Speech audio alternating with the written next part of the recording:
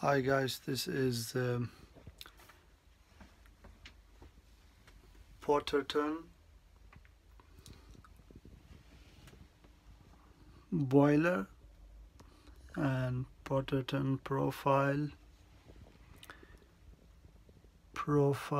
40,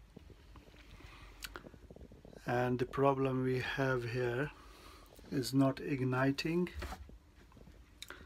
even though the system on here is okay. So I turn this on, nothing happens. So we need to sort this out. If anyone knows the solution to this, please leave your comment and hopefully I'll find a solution to this. Thank you very much.